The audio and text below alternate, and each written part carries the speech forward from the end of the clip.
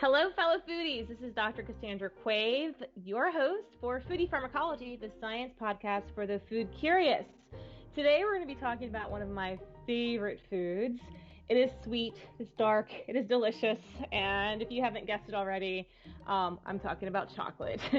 And so our guest today is Dr. Nat Bletter. Nat and I were both students in the same era of getting trained in ethnobotany, so we go way back, and he's done some really fantastic things transitioning from his research into actually having a business around chocolate.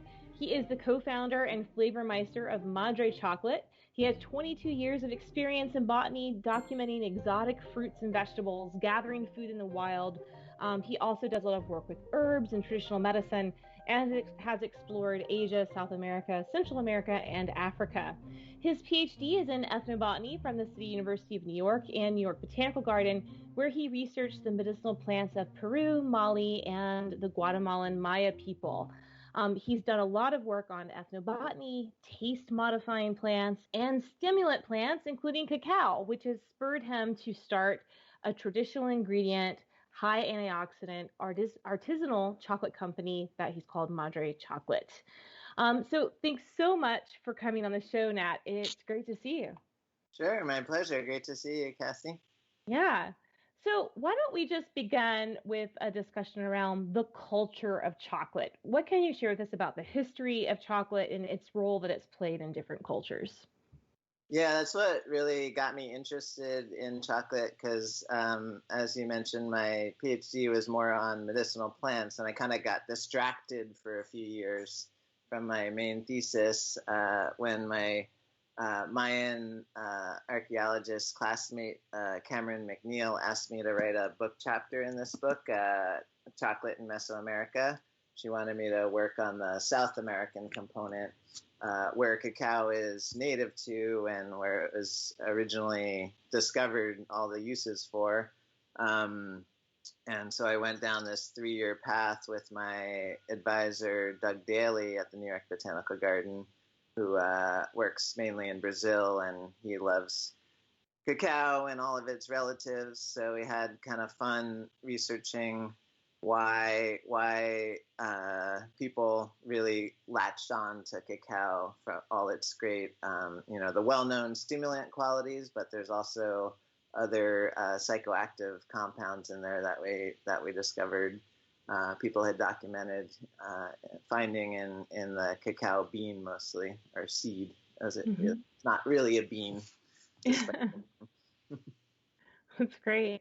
And so from a perspective of the origins of cacao, did it originate primarily in Central America and then kind of spread from there? I know we have this component where it left the New World and went to Europe and became really popular. So at the time we wrote the book, it was thought that, it was definitely known that cacao is native to the northern Amazon, like Ecuador, Peru, through northern Brazil and Venezuela. And at the time we thought that originally in pre-Columbian times that the South Americans were only using the fruit of cacao. And then it was moved up into Central America for the use of the fruit, which has if not many people have tasted that unless you've been to a tropical country, because it doesn't really preserve well and you don't see it in grocery stores in temperate areas. But the fruit of cacao is a very, tastes nothing like chocolate, I tell people, but it's really delicious on its own right. It has a very similar taste to like mangosteen or lychee or guanabana, soursop. Mm-hmm. And if people aren't familiar with any of those tropical fruit, I say the closest approximation is watermelon Jolly Ranchers, which is actually incredibly accurate. I love watermelon Jolly Ranchers. I don't know if they really designed it after watermelon or if they actually tasted the cacao and are just trying to give a more familiar fruit to other people. So it was thought that cacao was used to make kind of wine and beer from the fruit because it ferments extremely easily And we think that's how they discovered the fermentation stage of cacao and chocolate. And then it wasn't until it was moved up into Central America that we thought people figured out how to use the seed. But then just about 2 or 3 years ago, there was a new archaeological find in northern Ecuador from the Moche people from about 5,500 years ago, where they found evidence of the seed being used. So every year there's a new discovery, moving it further south and further back in time. So now we know that the predecessors to the Inca were actually the first people to make chocolate from the seed. So that threw my whole thesis that I wrote up in this book out of whack.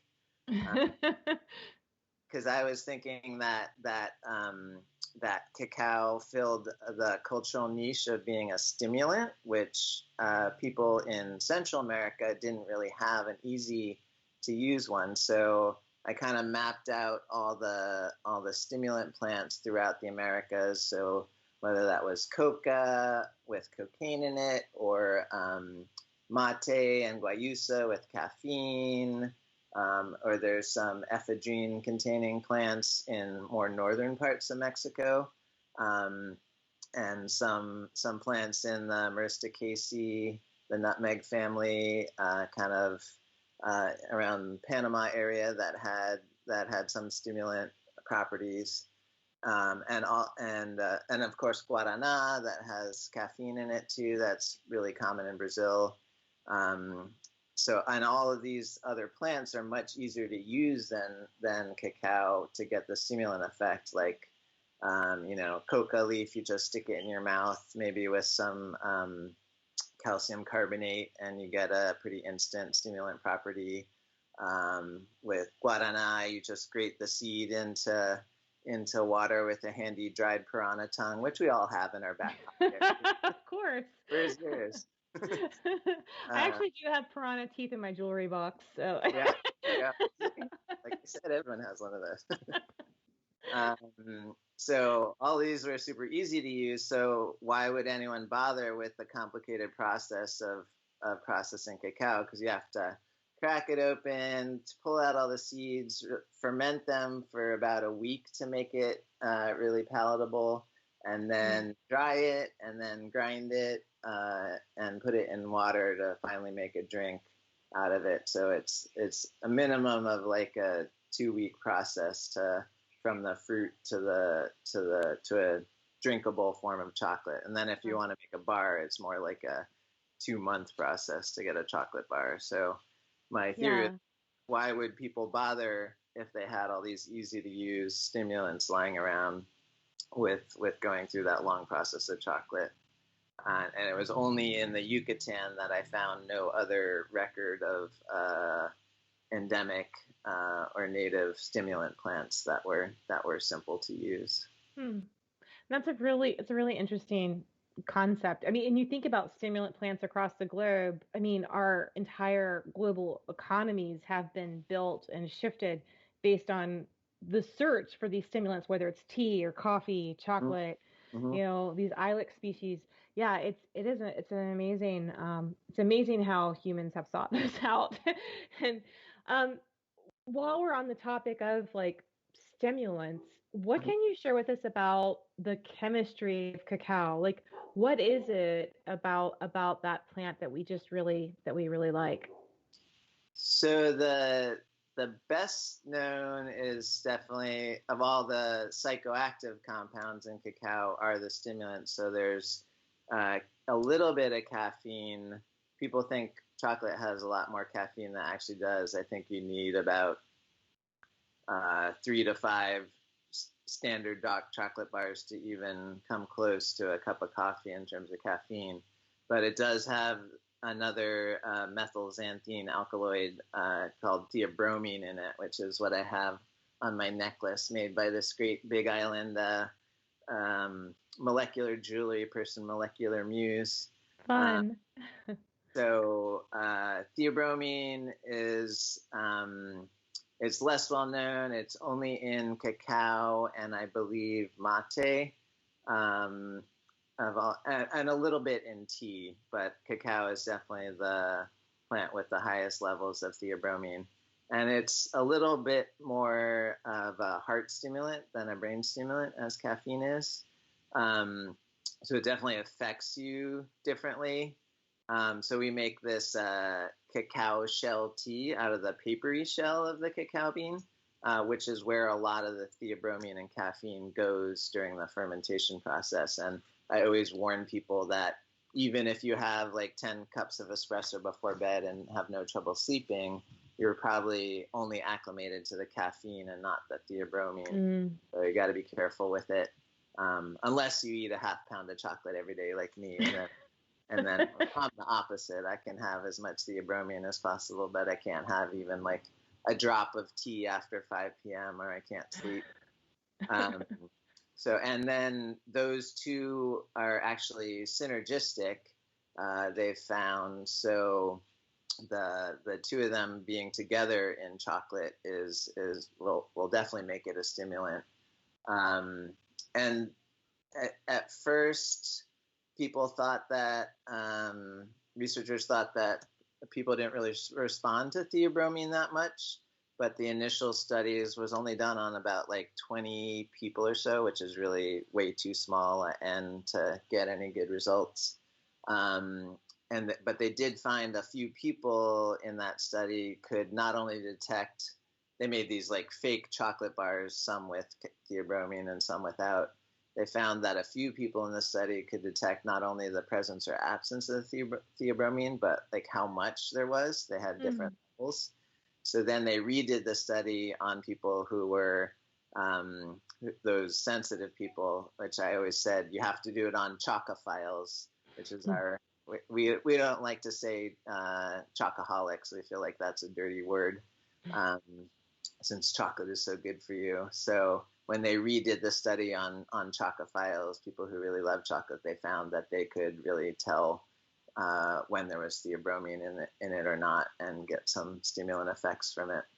So that's the stimulant parts, and then there's about 12 other compounds that are psychoactive in chocolate, from dopamine precursors, serotonin analogs. There's phenylethylamine in the same category as the street drug ecstasy or MDMA. There's 3 cannabinoids, similar to what's found in marijuana. There's beta-carboline alkaloids, like in ayahuasca. And there's a few MAO, monoamine oxidase inhibitors in there too. So these are all in like minute quantities, right? Mm-hmm. You can eat a chocolate bar and start tripping or anything. Yeah. Well, the MAOIs have like antidepressant activity too, but that can, and high levels can be dangerous if combined with other medicines, but you're not going to have that problem with chocolate. No. Yeah, these are all micrograms per gram quantities, but you got to think in combination, those 13 psychoactive compounds are really going to have some effect. So for years, people were saying we love chocolate just because it's sweet and it has fat in it, which are two things that humans crave. But I think the thought on that has changed a lot. That it's all these psychoactive compounds that really get people almost hooked on it. Yeah. I mean, I definitely feel better after eating some chocolate. Well, one of the fascinating things you mentioned earlier, processing of chocolate, and I would bet that many of our listeners have never seen what it looks like inside of a cacao pod. And I know that you happen to live in paradise in Hawaii, and you have a cacao tree. And do you have a pod nearby that you could open and kind of walk us through what it looks like inside and how you take that material and make chocolate from it? Yeah, definitely. I would take you outside to harvest it right off the tree behind me. I don't know if people on the video can see there's a cacao pod ripening right outside the window, but I harvested one earlier, just like a cooking show, because I started a ferment of cacao last night. So this is the pod. They come in red, orange, yellow, sometimes white. They're usually about a pound in weight, and they can be from, I'd say, like 8 to 12 inches long. And when you crack it open with your handy machete here, You just got laying around. That's great. just outside the door for all my cacao and coconut cracking needs. And you kind of want to, what it's usually done is to save your fingers, you kind of whack it about a third of the way down from the stem. Mm-hmm. And then you crack it open. Wow. Insides, there's this beautiful white pulp. It looks a bit alien if you've never seen them before. And there's about 40 seeds in there. And so this makes about 1 chocolate bar. And that white pulp around the seed is the stuff that tastes like the watermelon Jolly Ranchers. And they're all attached to a placenta there that we have to pull them off of and to start the ferment. We just want the seeds, and the sugar in the seeds fuels the ferment that's consumed by yeast to turn that into alcohol. And then some acetic acid and lactic acid bacteria come in the later days of the ferment, and they consume the alcohol and convert that to lactic acid and acetic acid bacteria. That's cool. So within those seeds, so they're covered in this white, kind of the white pulp. Mm-hmm. What color are the seeds after do you remove the pulp when you make the chocolate, when you start the ferment, or you just throw it all in together? No, we throw it in and it kind of melts off during the process of the ferment. You get this amazing liquid dripping out the bottom called miel de cacao, or honey of the cacao. And I just did a farm tour yesterday where we had a fresh ferment going, and we drank the miel de cacao. It's pretty amazing. It's like that. It's like ambrosia, and I wish that was actually, there was a company that was selling it in the mainland U.S. called Repurposed Pod for a while, in soda bottles, kind of. So you could drink the miel de cacao. I don't know if they're still doing it. They might only send it to smoothie shops. So if you want to try the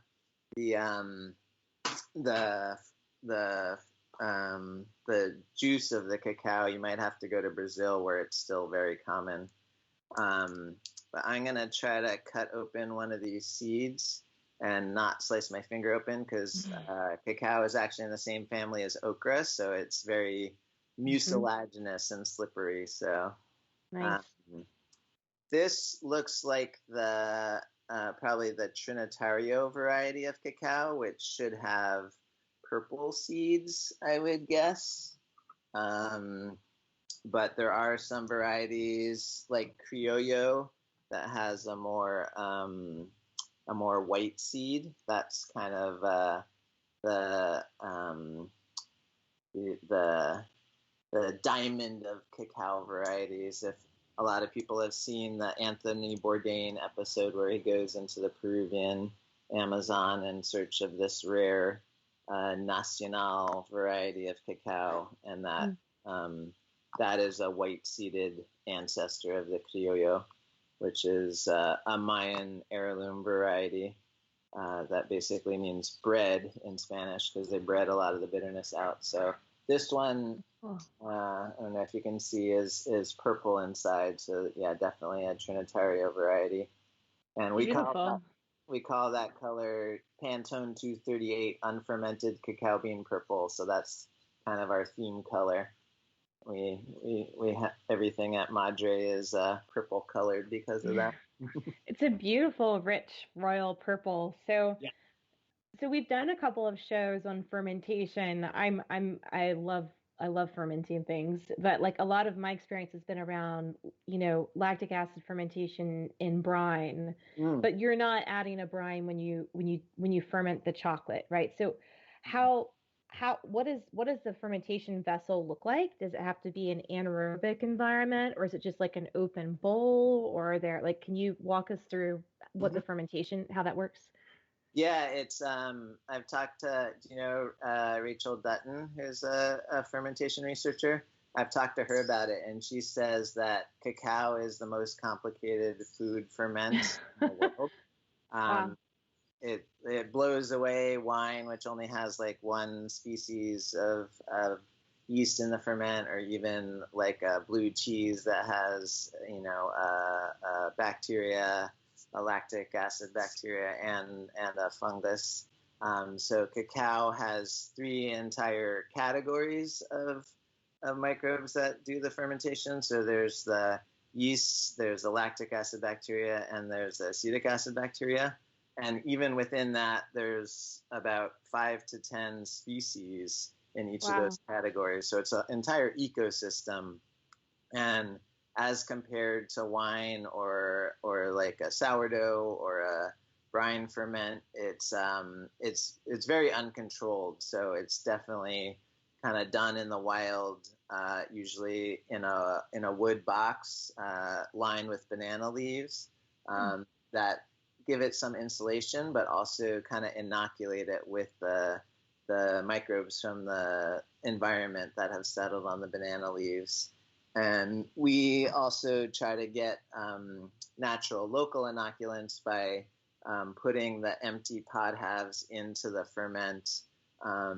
So you're getting stuff off the surface of the pod too. Because we definitely want to inoculate it to get it going in the right direction. I like to think of it as a probiotic. Like you didn't inoculate it properly, it might go the right way. But in Hawaii, especially, where I say we live in the North Pole of cacao, so it's one of the coldest places in the world where cacao grows, the ferment can be a little difficult to get it to go to the proper temperatures. So we definitely want to inoculate it properly. And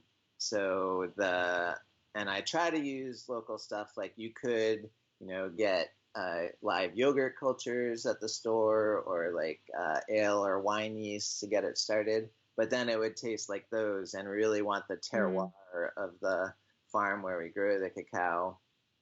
So I try to get the local inoculants as much as possible. And sometimes I'll go as far as to make a vinegar mother out of either the cacao fruit drippings from the previous ferment or other local fruits, so we can get the local acetic acid bacteria strain, so it can really have the Hawaiian flavor, or wherever we're working, Dominican. We've taught this in Vanuatu and Solomon Islands, and to some Thai and Filipino cacao growers, and we really emphasize trying to capture the local flavor of the cacao. That's great.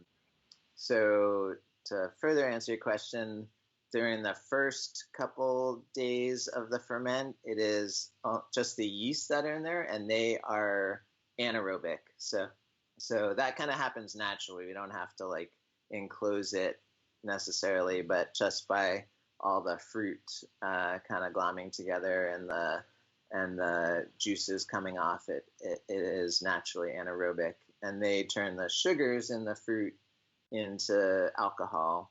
And then around day 2 or 3, the lactic acid bacteria take over, and they sort of transition from anaerobic to aerobic while they're converting the alcohol to lactic acid bacteria. And they're responsible for starting to get the temperature up a little bit. And then finally, the acetic acid bacteria, which are probably the most important for the flavor, come in and around day 3, 4, 5, and they really bump up the temperature. We want to reach about 120 Fahrenheit for a good ferment to really pull the bitterness out of the bean. And so are you heating this, or this is just the temperature from the fermentations making this heat? So where cacao is native to, and most of the places in the world where it grows, within 20 degree latitude north and south is kind of the natural growing of cacao.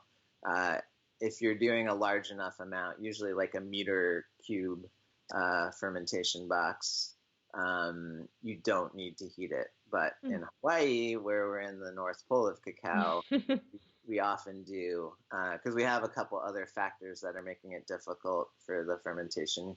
There's, a lot of really small or just backyard farmers, so they only have, 10, 20 pods at a time. Um, and so you don't really reach critical mass. It's kind of like a compost bin, where if it's too small, it won't really heat up on its own. So the same is true here with a lot of these backyard growers. So I collect cacao from all these different farmers and I ferment them together to get that critical mass, but I do it in a mesh bag so I can give them back only their cacao and not have it mixed with the other ones. Oh, nice. And so here we've got, you've heard of Hawaii 5-0, right? Yeah. So we coined a mnemonic we call Hawaii 5I instead for remembering the ways that you need to get a good fermentation. So we do idling, inoculation, insulation, incubation, and increased volume. So idling, we let the pods sit around in the sun for maybe a week, and that dries them out and makes it more aerobic, which helps the acetic acid bacteria boost the temperatures. Inoculation, we make sure we're getting all the good microbes in there to start. Insulation, we put it in like a cooler or a chest freezer to keep it warm. And incubation, we actually have an incandescent light bulb in there, heating it to about 100 degrees. So we kind of trick the beans into thinking they're still in the Amazon, not in the cold north of Hawaii. And then increased volume is getting that critical mass to make sure it goes well. So in Hawaii, yes, we do heat it often, especially if we're doing small amounts, but in its more natural setting, you shouldn't need to heat it. That's great. So this takes about 2 weeks, you said, to do the fermentation step? The fermentation is generally about 5 to 7 days in the Amazon. In Hawaii, we extend it to about 10 days, 7 to 10 days. And then there's another, usually about week to 10 days of drying. And the fermentation kind of continues a little bit through the first few days of drying. And the main point of fermentation, I really feel like it's the most important part of the entire chocolate making process that most people have never heard of, because it always happens on the farm. It has to be done within a week of so it's almost always, fermented right on the farm in the tropics, and then the fermented dried beans are sent to US or Europe or temperate areas to be turned into chocolate. And the chocolate maker is trying to take credit for the taste of the chocolate, where it's really the cacao farmer who's doing the ferment. But I don't know if you can get a reaction shot of me eating this unfermented cacao bean, but it's really super bitter, like medicinally bitter. It doesn't taste anything like chocolate. I'm very averse to bitter things. I think that's why I focus so strongly on doing a good ferment. And I've tried to make chocolate out of unfermented cacao, and it is terrible. Oh. Would not want to eat it. It definitely has a lot of more of the antioxidants because they haven't been fermented out. It hasn't been heated, but I don't think many people would really want to eat it much. Yeah. So the main purpose is to pull out those bitter compounds and develop a lot of nice fruity flavors, floral aromas. You get a little of umami added from the yeast fermentation. So it's a really complex process. And if you have a well-fermented cacao bean, it's really easy to make great chocolate. Most of the cacao in the world, which is commodity cacao, grown in like Malaysia or West Africa, is not super well fermented, only a short ferment of a few days, merely to remove the pulp. And it's so bitter, and that's why most of the commodity chocolate, they have to pump it full of sugar and milk to sort of cover up those bitter flavors. But people are amazed when you have a well fermented cacao, even at like 70 or 80%, it tastes amazingly sweet and delicious, and it doesn't need all those added things. That's really amazing. So I didn't realize that. I've been to a European chocolate factory before and just was completely repulsed by the unsweetened chocolate, liquid, because it was so intensely bitter. Yeah. But again, they're not fermenting it themselves. They're sourcing it from other places where it's already fermented and packed up, dried and shipped. Yeah. So that's really interesting. So in Hawaii, you're able to, with your company, you make your own chocolate. So post ferment, what is it like to make your own handcrafted artisanal chocolate? Like, is it, I just have no idea. Like, how does that work? How does that even work? How do you go from these beans to like a chocolate bar? So after the the 2 to 3 week process of fermentation and drying, then that's usually when we get the beans, and then we age them for a minimum of 6 weeks. And that when they first come off the dryer, they still have a lot of the acetic acid in them, which is nice because it's kind of a sign of a well fermented cacao. But it can be too strong and sort of overwhelm all the other subtle flavors of the chocolate. It tastes like kind of like vinegar flavor, basically, is what that would taste like. Yeah. And you add the sugar and often vanilla in the chocolate making process, that vinegar flavor turns into a fruity flavor, but it can be so intense that that's like, it only tastes like, tart cherries or raspberries or something, and you don't get the other subtleties. And it's been a trend in like American craft chocolate to have much fruitier tasting chocolate, but it's a lot of first time chocolate makers when they're first starting out, it's like, oh, this is a totally new flavor in chocolate, but it's kind of monotone. So I consider the vinegar kind of like the chocolate maker's palate. They can leave it in if it's there and they like it.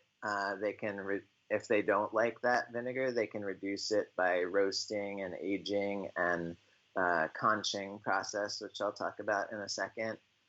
So it's good to have it in the bean, because if you want it and it's not there, you can't just like pour vinegar into the chocolate grinder. So we try to select beans that have at least some vinegar in them, but then we're aging them to mellow that out and let all the other amazing chocolatey, nutty, floral aromas come through more. Wow. We age for a minimum of 6 weeks, but we've done some as long as 3 years when we felt it was just a little too strong or potent, even after the 6 weeks. And then it's ready for the main chocolate making process, where we roast the beans, both in order to develop the flavor, but also to kind of puff up the shells of the beans. So we can take off that papery skin. It's kind of like a peanut, paper skin. And that papery skin gets a lot of the theobromine and caffeine during the fermentation process. It moves from the seed into the shell. And so we want to take that off, and we save that for making tea. It's not good to eat straight, but it's good for tea. And then the inside of the bean, which when it's crushed is called a nib, if you've seen cacao nibs in your local grocery store. A nib can be either roasted or raw. It's usually roasted, just to be able to get the shell off. And so we do that in a machine called a winnower, kind of like people winnow rice or wheat in a basket. The papery shell is a lot lighter, so we use a vacuum to pull off the shell and just leave us with the nib. And then those nibs go into a stone grinder or conch. They're called that because they were initially when Joseph Lindt, the name you might have heard of associated with chocolate. I've heard of Lindt chocolate, yeah. Yeah, and he came up with, and other folks came up with the conching process. It was a conical shaped grinder, kind of like a conch shell. And Lindt is also responsible for inventing the modern chocolate bar. So all the traditional preparations of chocolate that I mentioned were just drinks. Like no one was really making bar. They kind of formed the chocolate into a kind of patty in order to transport it, but they wouldn't eat that straight. They would always, melt it into water to make a drink. So this was, transferred to Europe, and people had chocolate houses all over, just like we have cafes everywhere. But they were all having chocolate drinks. They were grinding in these giant stone grinders, and Lint accidentally left one running over the weekend. When he went away, came back, he thought the chocolate would be ruined, and he realized it was this amazing, silky, smooth, creamy stuff that when it solidified, you could eat directly without having to make it into a drink. So that was, I think, in the 1850s, the invention of the chocolate bar in Switzerland. And then, if that all doesn't sound complicated, we have to do the next step, which is the hardest part of chocolate making, the tempering. So this is making the chocolate nice and shiny. It's all about the visuals, so it doesn't really affect the taste a whole lot. So if you've ever gotten a chocolate bar at the store and it had this kind of like white matte finish to it, that is chocolate bloom, and it's not bad at all. It's really just it's just the cocoa butter in the cacao coming to the surface. And it just happens from temperature fluctuations. If the bar has gone above about 90 degrees for any amount of time, it will bloom like that. So I tell people you should tell all your friends that it's ruined and they shouldn't eat it, and then you get to eat it all. It's a great tip, a good foodie tip. Thanks, Nat. Yeah. Give me all those bloomed chocolate bars. Exactly. You can keep your kids away from the bloomed chocolate bar and tell them, oh, that's terrible. That's only for mom. So the tempering, I call it the dark art of chocolate making, and it's really where the alchemy comes in.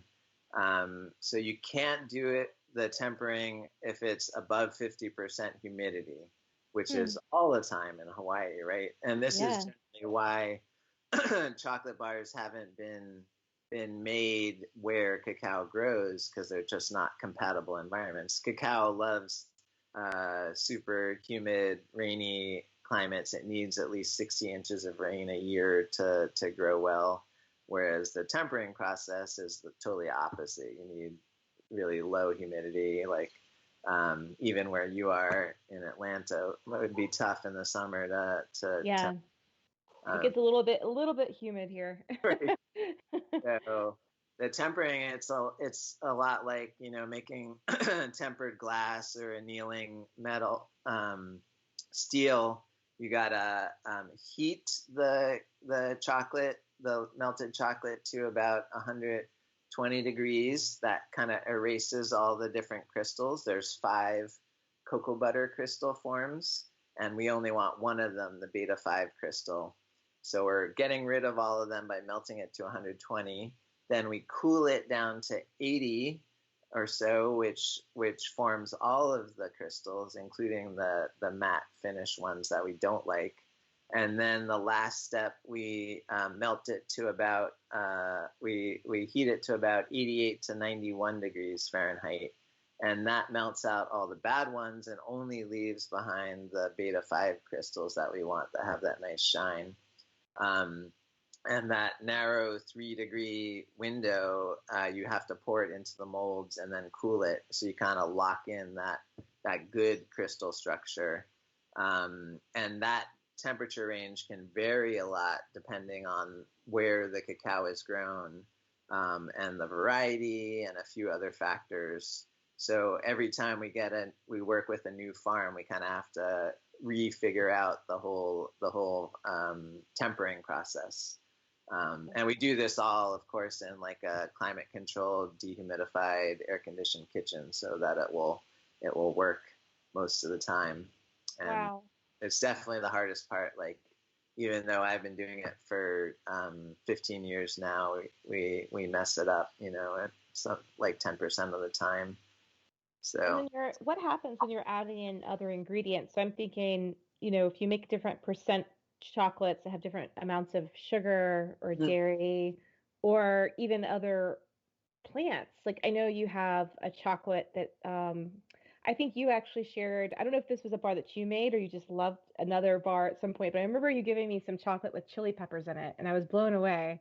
Sounds And I'm like wondering, it's probably one that you made, yeah. And so does that also influence the tempering process whenever you add in these other ingredients? yep, yeah. I left out part of the uh, that process. So in the conch in the grinder, we are adding the sugar. That's all you really need to make a chocolate bar. We do add a little extra cocoa butter that's extracted Hmm.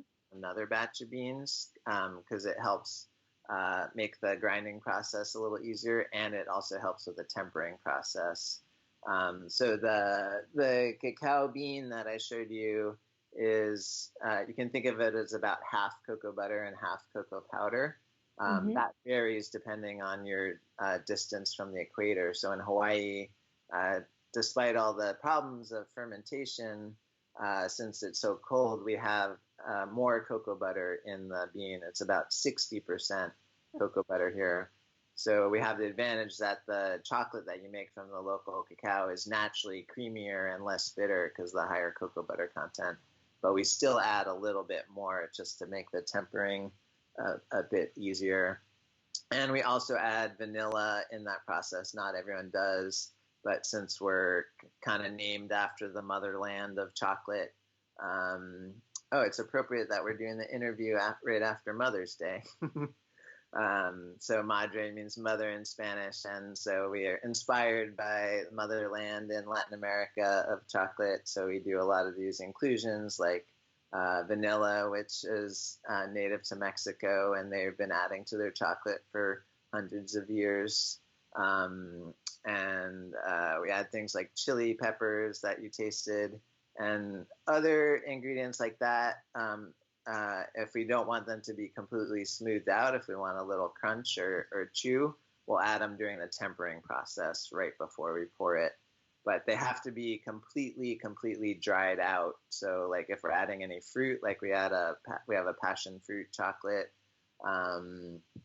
and like a hibiscus chocolate, those have to be totally dehydrated. Otherwise, they'll mess up the tempering. And even adding nuts, like we have a horchata chocolate bar with almonds in it. Even the almond oil from the nuts can mess with the tempering. So if you get a nut embedded chocolate bar, you might see kind of rings of bloom around the nuts, and that's from the nut oil kind of bleeding out into the chocolate bar. So Wow. It's just so much more complex than I realized. I mean, it's legitimately a lot of food chemistry that goes yeah, into this. definitely. Yeah. Definitely. And so, what's your favorite form of chocolate? Do you like it as a bar, or do you like to go super traditional, kind of as these fermented beverages? I love them all. Like when when it got a little colder this winter, we had one of the coldest winters I've ever experienced in Hawaii. Being here for 12 years, it dipped down to the high 50s, and that might not sound that cold to you guys on the mainland, but you have to remember that these walls here behind me, there's no insulation in them, so it's the same temperature inside as outside the house. So it was 59 degrees in the house as well. So we were drinking a lot of hot chocolate. So yeah, I like to make drinks with the chilies in them. And there's this amazing flower from Chiapas and Oaxaca called Rosita de Cacao.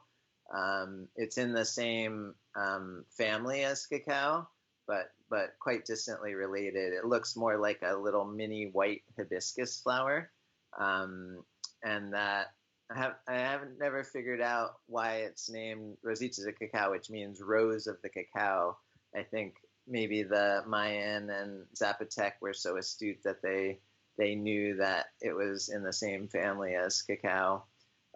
even way back in the day. And even its name in Nahuatl, in the Aztec language, Cacahuaxoxitl, means flower of the cacao. And I call that the gold dress of spices, because everyone who smells it gets something different from it. I don't remember if I ever brought that to you at a SCB conference, but some people think it smells like curry powder. Some people say fenugreek. Some people say maple syrup. I've even heard people say like citrus. So wow. that is used traditionally in a Oaxacan drink called tejate, which combines the cacao, the rosita, the seed of mame sapote, which has a bunch of cyanide in it. But if you detoxify it properly, it has this amazing almond extract smell. Mm-hmm. And then it has a cacao relative called patache or jaguar cacao, which is Theobroma bicolor. And it has totally white seeds. So some people call it the original white chocolate, and it tastes kind of more like marzipan. And in Mayan mythology, the cacao is considered the female, and the jaguar cacao is considered the male, because they have very different looking pods. I won't go into what organs they think they look like. But in tejate, you kind of mix the two together, so you're getting this yin and yang of the male and female.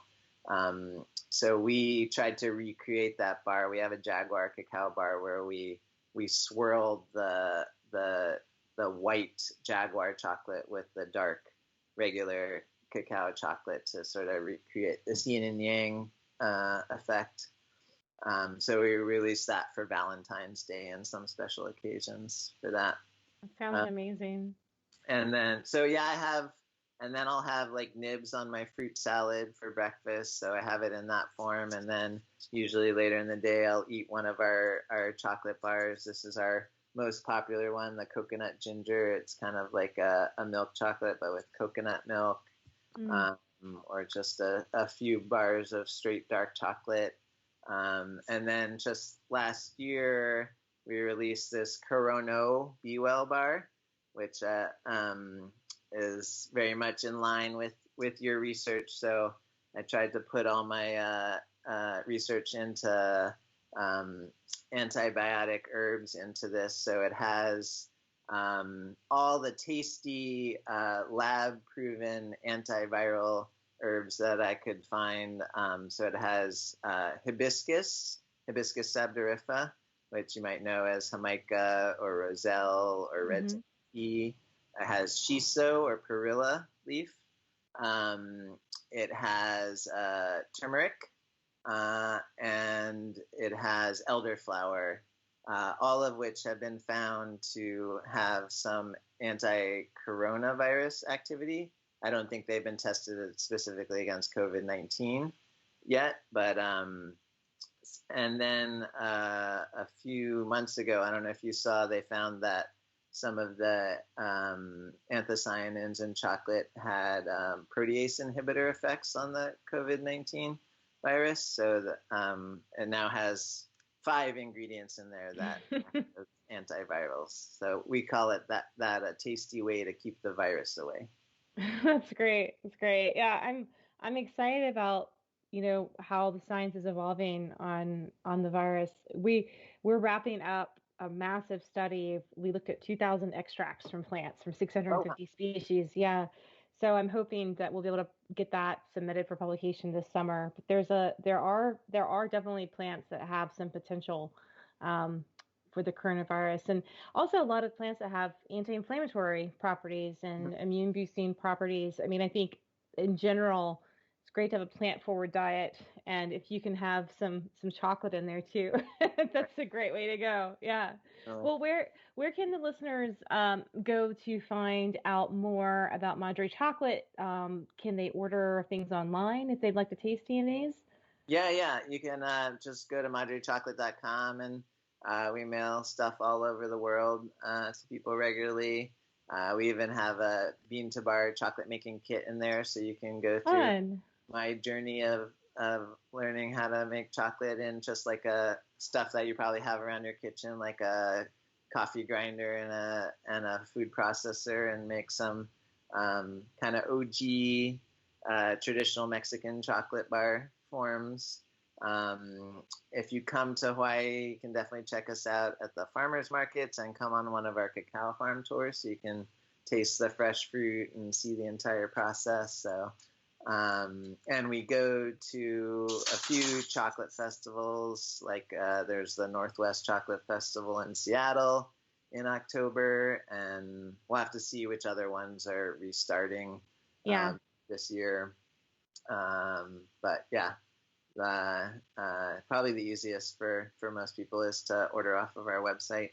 Awesome. Definitely, if you're on Oahu, stop in and see us. That's great. And when your paper on antiviral herbs is published, I want to get your inside scoop on which of them are really tasty. So if there's more that we should add to this. Yeah. I left out a few like Tulsi or holy basil because I thought they were a little too strong. Man, I love Tulsi though. It's so like out of the herbs I have in my garden, I grow, and I know you grow so many different herbs in your garden too, but like I love Tulsi, and I've actually taken to drinking a lot of catnip tea. Oh yeah, it's nice. Yeah, it's really nice. Makes really nice tea. Yeah. For to relax you, or does that? Yeah. I mean, I've been a little stressed this year. I don't know about others, but yeah, catnip is nice. It's a little relaxing tea. But so is Tulsi. It's a great adaptogen. There's so many awesome plants to talk about. We could spend hours going over others. And yeah, but thanks so much for sharing your knowledge of chocolate with us. It was fascinating to like walk through the process and understand more about how it's transformed from this amazing okra relative in the Malvaceae family into this amazing stimulant food. So thanks, Nat. It's great to reconnect. Thanks so much for having me, Cassie. Absolutely. You've been listening to Foodie Pharmacology, the science podcast for the food curious, recorded on Skype during the COVID-19 isolation period. I want to send a shout out of thanks to our show's producers, to Rob Cohen and Christine Roth at Co-Conspiracy Entertainment. And I want to remind you, if you'd like to see this episode and others recorded this year, you can find them on the Teach Ethnobotany YouTube channel. You can also access all the audio on our past seasons at our website at foodiepharmacology.com. Thanks so much for listening. Stay healthy out there, and I'll see you next time.